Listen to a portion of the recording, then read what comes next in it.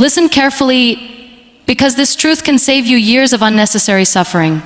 Many times, the people who hurt us are not attacking our value, they are exposing their own wounds. Yes, you heard that right. The insult, the betrayal, the disrespect, the coldness, the abandonment. So often it is not born from your weakness, it is born from their brokenness. But what do? We immediately personalize everything.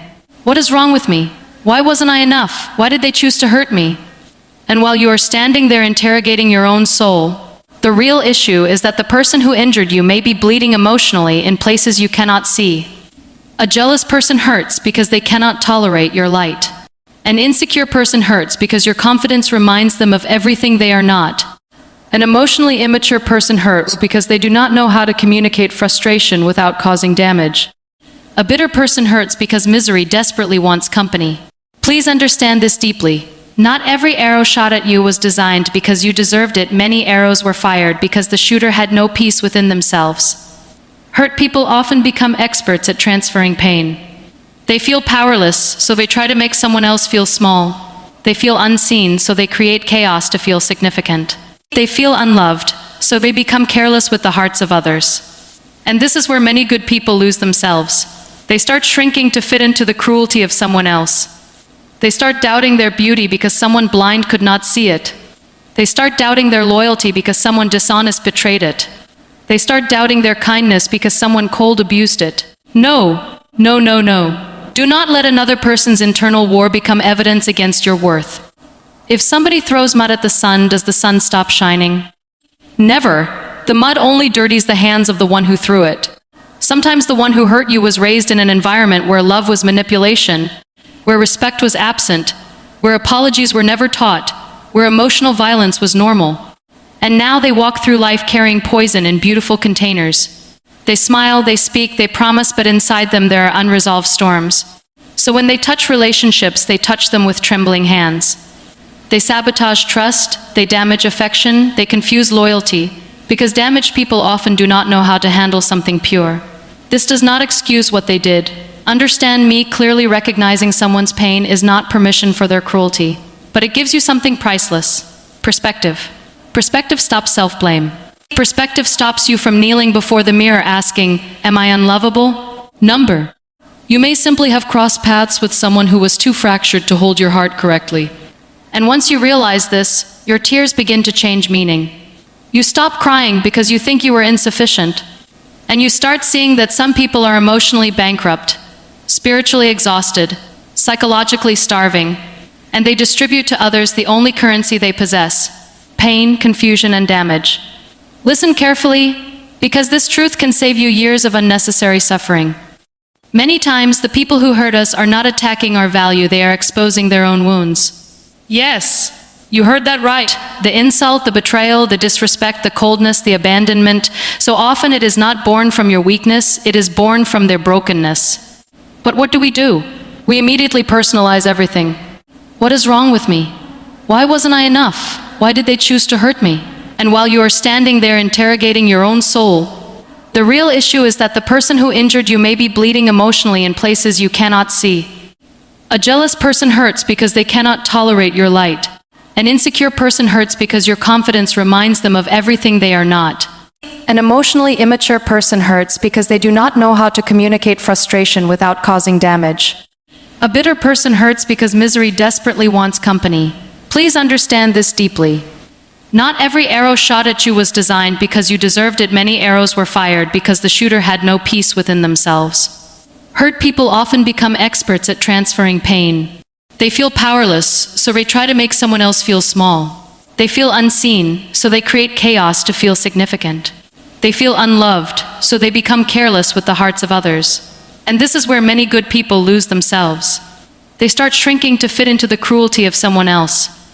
They start doubting their beauty because someone blind could not see it.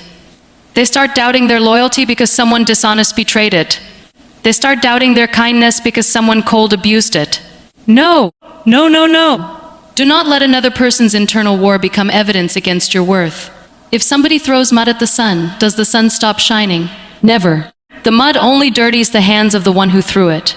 Sometimes the one who hurt you was raised in an environment where love was manipulation, where respect was absent, where apologies were never taught, where emotional violence was normal. And now they walk through life carrying poison in beautiful containers. They smile, they speak, they promise, but inside them there are unresolved storms. So when they touch relationships, they touch them with trembling hands. They sabotage trust, they damage affection, they confuse loyalty, because damaged people often do not know how to handle something pure. This does not excuse what they did. Understand me, clearly recognizing someone's pain is not permission for their cruelty, but it gives you something priceless. Perspective. Perspective stops self-blame. Perspective stops you from kneeling before the mirror asking, "Am I unlovable?" Number. You may simply have crossed paths with someone who was too fractured to hold your heart correctly. And once you realize this, your tears begin to change meaning. You stop crying because you think you were insufficient. And you start seeing that some people are emotionally bankrupt, spiritually exhausted, psychologically starving, and they distribute to others the only currency they possess: pain, confusion, and damage. How long are you going to keep standing in the courtroom of your own mind, asking the same question to walls that will never answer you? Why did they do this to me? Why did they lie? Why did they leave? Why did they betray my trust? Tell me, how many nights have you replayed the same scene? How many times have you rebuilt the conversation in your head, imagining different endings? How many times have you begged memory to produce one missing clue that will finally make the pain make sense? And yet, after all this interrogation, are you healed? Number. Because there is a dangerous trap hidden inside the question, why did they hurt me? It keeps your attention chained to them. It makes them the center of your emotional universe. Your peace becomes dependent on an explanation that may never come. Listen to me with all your heart. Closure is not always delivered by the person who wounded you. Sometimes closure is a decision you manufacture with your own maturity. Because while you are waiting for answers, life is waiting for you. While you are trying to decode their behavior, your energy is draining. While you are trying to understand their betrayal, your own mind is becoming a prison. There comes a point when the wiser question is no longer, why did they do it, but why am I allowing what they did to continue controlling me every single day? That is the shift. That is where power begins. Because yes, they hurt you once, but every time you replay it obsessively, you hurt yourself again. They spoke the cruel words one time, but you have repeated those words in your head 1,000 times. They walked away on one particular day, but mentally you have abandoned yourself every day since by living in that same moment. Do you see this? The event was painful, but your attachment to the event is multiplying the suffering. Human beings think that if they analyze pain long enough, they will outsmart it. But emotional wounds do not heal by endless autopsy. You cannot dissect betrayal for 12 months and call that recovery. Sometimes analysis becomes addiction. Sometimes searching for reasons is just another form of refusing to move. You tell yourself, I need to understand before I can let go. Not always. Some of the deepest healing in life begins when you accept that understanding everything is not a requirement for reclaiming yourself. Maybe they hurt you because they were selfish. Maybe because they were weak. Maybe because they lacked character. Maybe because they simply could.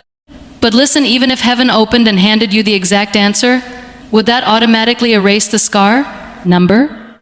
So why are you building your future around a question whose answer changes nothing? Ask a stronger question. Ask, what am I doing with my mornings? Ask, why is my joy still in their hands? Ask, why am I letting one chapter become the title of my whole story? Because the longer you worship the wound, the longer the wound rules you. Pain entered your life without permission. Yes, but suffering stays only when you continue giving it a room, a chair, a voice, and authority over your thoughts every single day. Anger feels powerful in the beginning, doesn't it? Oh yes. It feels like armor. It feels like fire. It feels like you are protecting your dignity by keeping the resentment alive. You say, I will never forgive what they did. You replay their offense with clenched teeth because some part of you believes that staying angry keeps the memory sharp and keeps justice breathing. But listen carefully, anger that stays too long stops being a weapon against them and becomes a slow poison inside you. This is the tragedy most people do not notice until years later. They think they are punishing the offender. But the offender is sleeping peacefully while they are the ones losing appetite, losing sleep, losing softness, losing trust, losing joy. Resentment is one of the most exhausting emotional burdens a human being can carry because it keeps the wound open intentionally.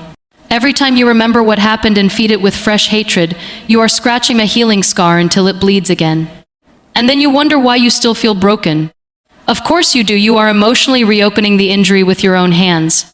Bitterness is seductive because it whispers, "Don't let them get away with it." But what if I told you that by holding bitterness, the one getting away is not them, the one getting robbed is you? Your peace is being stolen. Your ability to laugh freely is being stolen. Your capacity to trust healthy people is being stolen. Your present moment is being occupied by a person who may not even think about you anymore. There are people who smile in photographs but carry cemeteries inside because they never released old anger. Their conversations always return to the betrayal, the divorce, the insult, the family wound, the business deception, the friend who disappeared. Years pass, seasons change, hair turns gray. Opportunities come and go, yet emotionally they are still sitting in the same dark room with the same story because resentment chained them there. Please do not make a home in that prison. Forgiveness is misunderstood. People think forgiveness means saying what you did was acceptable. No. Absolutely not. Forgiveness does not erase accountability. Forgiveness does not invite abuse back to dinner. Forgiveness does not mean trusting the snake because you decided not to hate it. Forgiveness means I refuse to let your offense rent space in my chest forever. It means I am no longer willing to sacrifice my nervous system, my sleep, my concentration, my future relationships, and my mental health on the altar of what you did. You have to ask yourself something brutally honest. How much longer are you willing to carry someone else's ugliness inside your beautiful heart? How much longer will you sip from the cup of vengeance thinking they are the one becoming sick? This is why release is not weakness, it is self-preservation. It is emotional intelligence. It is saying, I deserve internal freedom more than I deserve the temporary satisfaction of staying mad. Because some people do not deserve another year of residence in your bloodstream. Another month inside your thoughts, another morning at your breakfast table, another midnight in your tears, another sacred inch of your inner world. One of the most mature lessons life will ever teach you is this. Not every battle deserves your voice. I know the temptation. Oh, I know it well. When someone hurts you, your first instinct is to explain, defend, prove, confront, send the long message, make the phone call. Force them to understand your pain, demand that they see what they did. You want them to feel the weight of your tears. You want them to hear the crack in your trust. You want justice through conversation.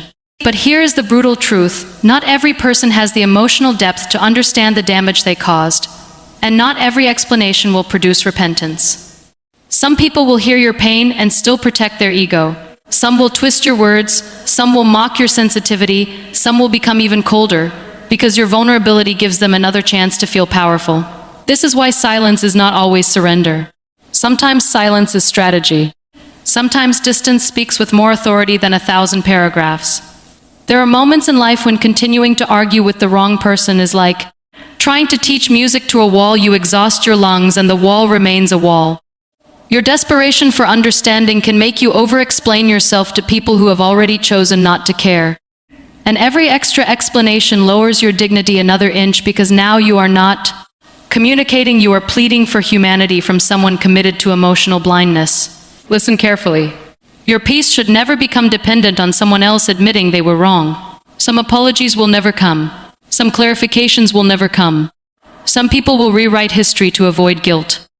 They will make you the dramatic one, the difficult one, the too sensitive one, just so they do not have to face their own ugliness. If you keep standing there trying to win a moral trial inside the court of a shameless heart, you will die emotionally exhausted. There is unmatched power in stepping back without announcement. No screaming. No public revenge. No theatrical exit. Just a calm, intelligent withdrawal.